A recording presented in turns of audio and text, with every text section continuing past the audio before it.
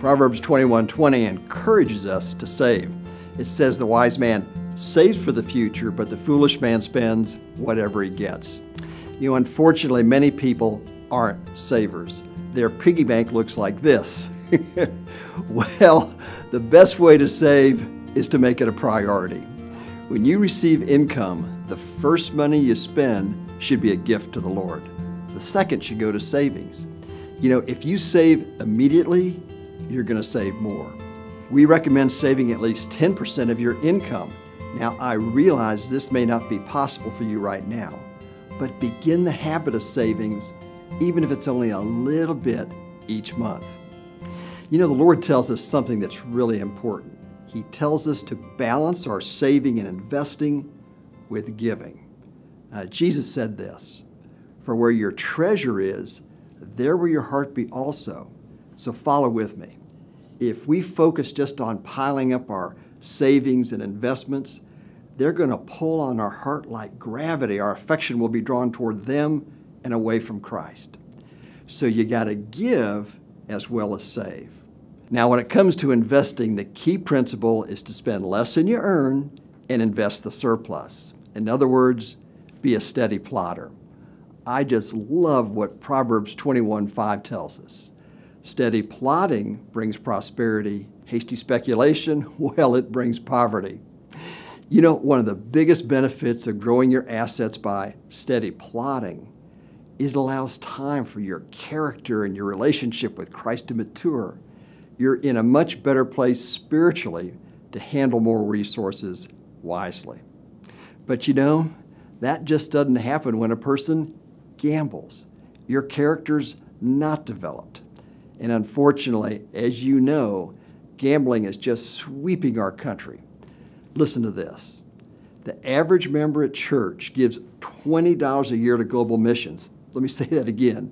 Gives only $20 a year to global missions, while the average adult gambles $1,174 a year. So I want to challenge you right now. Join us right now in making a commitment. Never, ever gamble even one penny.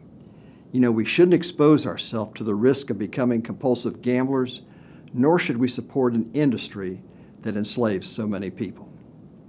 All right, Kyle, tell us about next week's Let's Get Practical.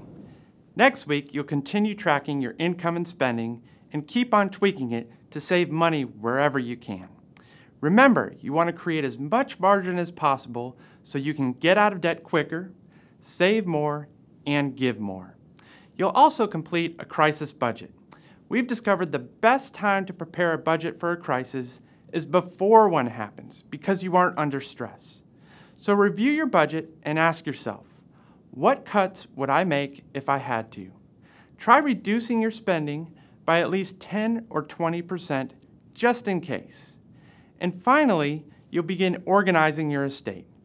Someone once said that people work 40 years to accumulate assets, about 10 years conserving them, but no more than a couple hours planning for their ultimate distribution. When you die without a will, the state decides who receives your assets. It's more expensive and more of a hassle for your heirs. So everyone should have a will or trust and complete the Organizing Your Estate worksheet. As Isaiah told Hezekiah, "Thus says the Lord, set your house in order, for you shall die." One of the greatest gifts you can leave your loved ones for that emotional time will be an organized estate. Now let's be encouraged. I majored in business management and administration in college, and I've always had an interest in investing, but then it was more so, okay, you want to get rich, this is the way to go. Learn how to invest in the stock market. But God was not a part of the equation then. It was where, my money, oh my goodness, I'm losing all this money. I would lose sleep and no telling what else. But then when I chose to bring God into the equation, I realized that I needed to seek His guidance. Say, Lord, what do you want me to do with your money? You have placed this interest in me. So learning what God has to say about it and that none of it belongs to me, it made it so much easier.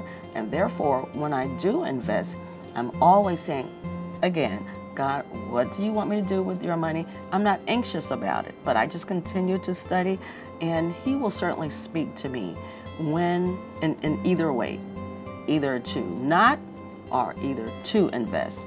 So that makes it fun as well as less burdensome on me. We recently had an employee die. Never had to go through that before, and it was a sudden, she was at work one day and had a heart attack that night. Single lady, was going to be 65, and through that learned, you know, you have to have your house in order. She was single. She did not have even her daughter's name on her bank accounts. And I don't think we were prepared for that. I mean, I think we were prepared from a little bit of an advantage standpoint as an employer.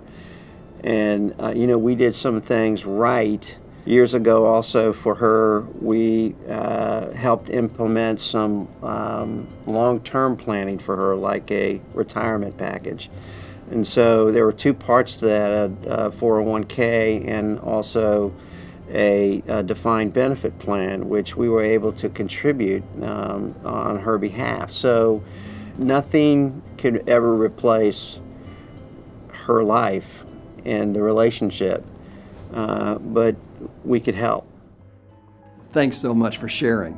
And by the way, I want to encourage you to consider enrolling in the dynamite 4-week Set Your House in Order small group study to more completely organize your estate.